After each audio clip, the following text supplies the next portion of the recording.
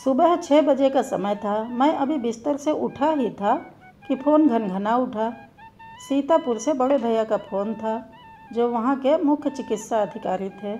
वह बोले, भाई श्रीकांत, तुम्हारी भाभी का आज सुबह 5 बजे इंतकाल हो गया। और इतना बताते बताते वह बिलख पड़े। मैंने अपने बड़े भाई को ढाढ़स बंधाया और फ़ोन रख दिया। पत्नी शीला उठकर किचन में चाय बना रही थी। उसे मैंने भाभी के मरने का बताया तो वह बोली, आप जाएंगे अवश्य, पर बड़े भैया तो आपके किसी भी कार्य व आयोजन में कभी शामिल नहीं होते। कई बार लखनऊ आते हैं पर कभी भी यहाँ नहीं आते। इतने लंबे समय तक माँ जी बीमार रहीं, कभी उन्हें देखने नहीं आए। उनकी मृत्यु पर भी नहीं आए, न आपके विवाह में आए। शीला के स्वर में विरोध की खनक थी। पर मैं तो जाऊंगा शीला, क्योंकि माँ ऐसा ही चाहती थी। ठीक है, जाइए। तुम नहीं चलोगी? चलती हूँ मैं भी। हम तैयार होकर 8 बजे की बस से चल पड़े और 10:30 तक सीतापुर पहुँच गए। बाहर से आने वालों में हम ही सबसे पहले पहुँचे थे। निकटस्थ थे, अतएव जल्दी पहुँच गए। भैया की बेटी वसुधा भी वहीं थी। माँ की बीमारी बिगड़ने की खबर सुनकर आ गई थी। वह शीला से चिपट कर रो उठी। चाची, माँ चली गई। शीला वसुधा को सांत्वना देने लगी। रो मत बेटी, दीदी का वक्त पूरा हो गया था, चली गई। कुदरत का यही विधान है, जो आया है उसे एक दिन जाना है। वह अपनी चाची से लगी सुबकती रही। इनका रोना सुन भैया भी बाहर निकल आए। उनके साथ उनके एक घनिष्ठ मित्र गोपाल बाबू भी थे और 2-3 दूसरे लोग भी। भैया मुझसे लिपट कर रोने लगे। चली गई, बहुत इलाज कराया पर बचा न सका। कैंसर ने नहीं छोड़ा उसे। थोड़ा सामान्य हुए तो बोले, तन्मय, उनका बड़ा बेटा, को फ़ोन कर दिया है।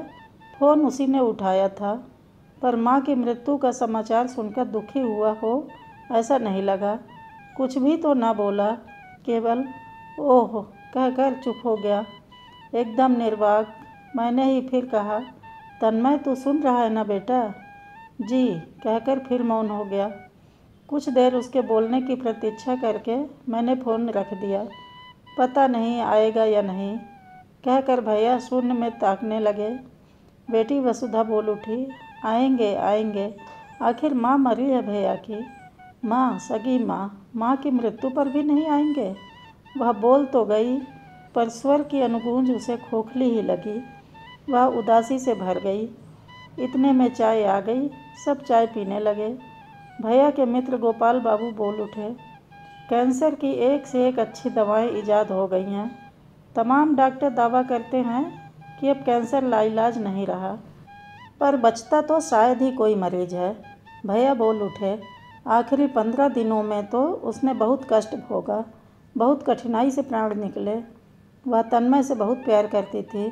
उसकी प्रतीक्षा में आंखें दरवाजे की ओर ही टिकाए रखती थी। तन्मय को पता है ना मेरी बीमारी के बारे में, बार बार यही पूछती रहती थी। मैं कहता था, हाँ है, मैं जब तक फ़ोन करके उसे बतलाता रहता हूँ। तब भी वह मुझे देखने, मेरा दुख बांटने क्यों नहीं आता? बोलिए। मैं क्या कहता? पूरे 5 साल बीमार रही, पर वह तन्मय एक बार भी देखने नहीं आया। देखने आना तो दूर, कभी फ़ोन पर भी माँ का हाल न पूछा। माँ से कोई बात ही न की। ऐसी निराशक्ति? कहते कहते भैया सिसक पड़े। भैया, ठीक यही तो आपने किया था अपनी माँ के साथ। वह भी रोगशैया पर लेटी, दरवाजे पर टकटकी लगाए आपके आने की राह देखा करती थी, पर आप ना आए, ना फ़ोन से ही कभी उनका हाल पूछा। वह भी आपको, अपने बड़े बेटे को बहुत प्यार करती थी। आपको देखने की चाह मन में लिए ही माँ चली गई। बेचारी, आप भी तो निरासक्त बन गए थे। मैं मन ही मन बुदबुदा उठा। भैया का दूसरा बेटा कनाडा में साइंटिस्ट है, उसका नाम चिन्मय है। मैंने पूछा, चिन्मय को सूचना दे दी? हाँ, उसे भी फ़ोन कर दिया है। भैया बोले, जानते हो क्या बोला? ओह वेरी सैड, मॉम चली गई। खैर, बीमार तो थी ही, उम्र भी हो चली थी। एक दिन जाना तो था ही, कुछ दिन बाद में चली जाती तो आपको थोड़ा और साथ मिल जाता उनका। डैड, एक दिन जाना तो सबको ही है, धैर्य रखिए, हिम्मत रखिए। मैं सिसक पड़ा तो बोला, ओह नो, रोइए मत डैड। मेरे मुंह से निकल पड़ा, जल्दी आ जाओ बेटा। ओह नो डैड, मेरे लिए यह संभव नहीं है, मैं आ तो नहीं सकूँगा। जाने वाली तो चली गई, मेरे आने से जीवित तो हो नहीं जाएंगी। कम से कम आकर अंतिम बार माँ का चेहरा तो देख लो। यह एक मूर्खता भरी भावुकता है। मैं मन की आंखों से उनकी डेड बॉडी देख रहा हूँ। आने जाने में मेरा बहुत पैसा व्यर्थ खर्च हो जाएगा। अंतिम संस्कार के लिए आप लोग तो हैं ही, कहें तो कुछ रुपए भेज दूँ। हालांकि उसकी कोई कमी तो आपको होगी नहीं। यह सुन मैंने फ़ोन रख दिया। भैया फिर रोने लगे, बोले, चिन्मय जब छोटा था हर समय माँ से चिपका रहता था। पहली बार जब स्कूल जाने को हुआ तो खूब रोया। बोला, मैं माँ को छोड़कर स्कूल नहीं जाऊँगा, माँ तुम भी चलो। कितना पुचकार कर दुलार कर स्कूल भेजा था उसे। जब बड़ा हुआ, पढ़ने के लिए विदेश जाने लगा, तो भी यह कहकर रोया था कि माँ मैं तुम्हारे बिना कैसे रहूँगा। अब बाहर गया है तो बाहर का ही होकर रह गया। माँ के साथ सदा चिपके रहने वाले ने एकदम ही माँ का साथ छोड़ दिया, माँ को एकदम से मन के बाहर कर दिया। माँ गुजर गई तो अंतिम संस्कार में भी आने को तैयार नहीं। वाह रे लड़के, ऐसे ही लड़के तो आप भी हैं। मैं फिर बुदबुदा उठा। धीरे धीरे समय सरकता गया। इंतज़ार हो रहा था कि शायद तन्मय आ जाए।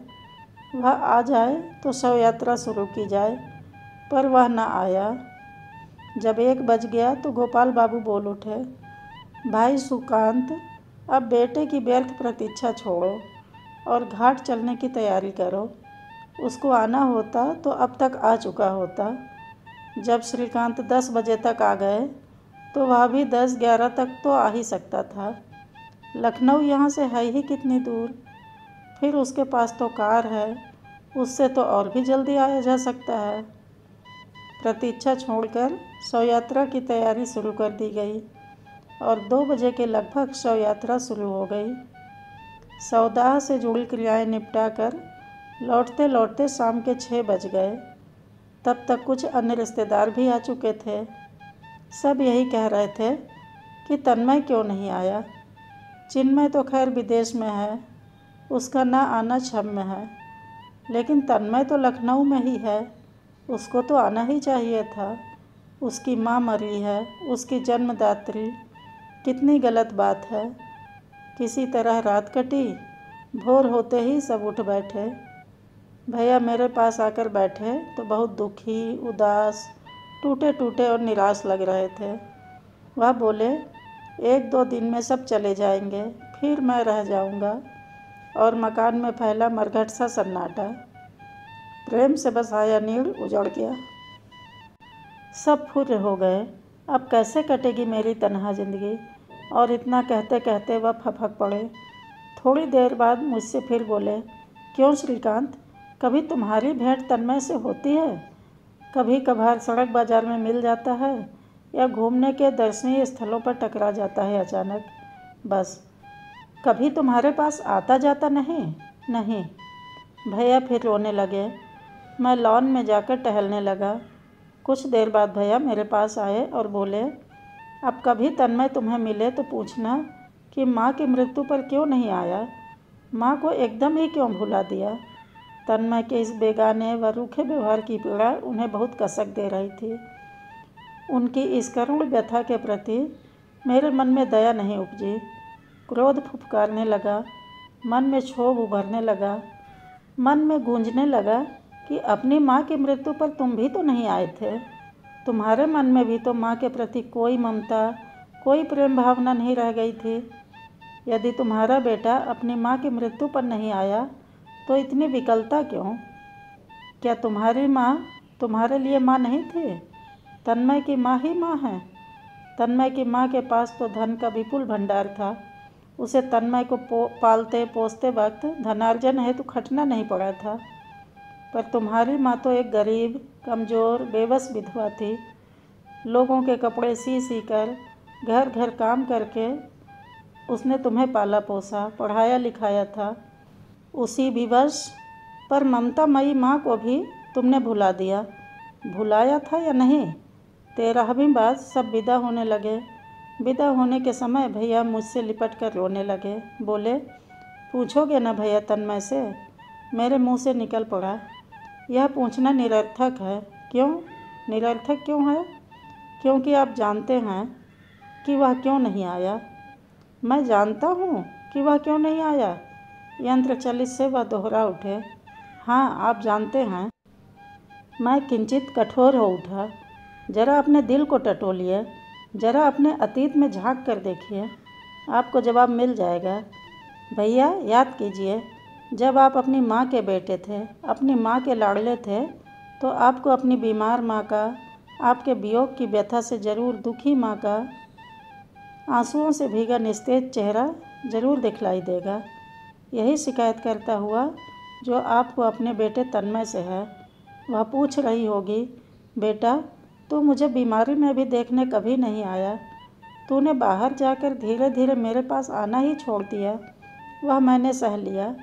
मैंने सोच लिया तू अपने परिवार के साथ खुश है, मेरे पास नहीं आता, मुझे याद नहीं करता, ना सही।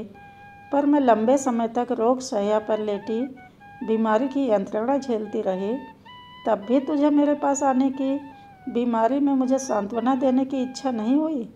तू इतना निर्दयी, इतना भावना शून्य क्यों कर हो गया बेटा? तू अपनी जन्मदात्री को, अपनी पालन पोषण करता माँ को ही भुला बैठा। तू मेरी मृत्यु पर मुझे कंधा देने भी नहीं आया। मैंने ऐसा क्या कर दिया तेरे साथ जो तूने मुझे एकदम ही त्याग दिया? ऐसा क्यों किया बेटा तूने? क्या मैं तुझसे प्यार नहीं किया? अपना स्नेह तुझे नहीं दिया? मैं तुझे हर समय हर क्षण याद करती रही। माँ को ऐसे छोड़ देता है कोई? बतला मेरे बेटे, मेरे लाल, मेरे किस कसूर की ऐसी निर्मम सजा दी तूने? तुझे एक बार देखने की, एक बार कलेजे से लगाने की इच्छा लिए मैं चली गई।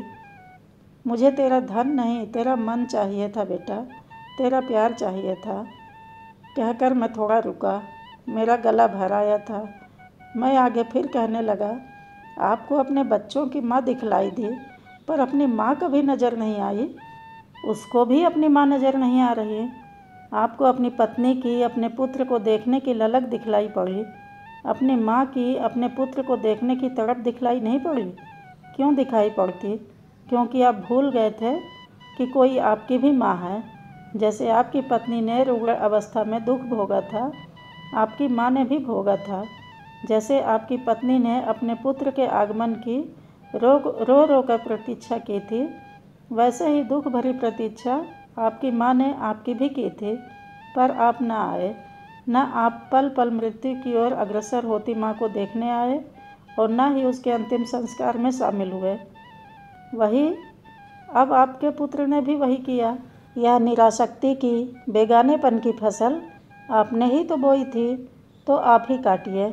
मेरी बातें सुन। भैया बोले तो कुछ नहीं, लेकिन मैंने महसूस किया कि भैया अपने किए पर बहुत शर्मिंदा थे। कहानी अच्छी लगी हो तो इसे लाइक, शेयर और सब्सक्राइब करना ना भूलें।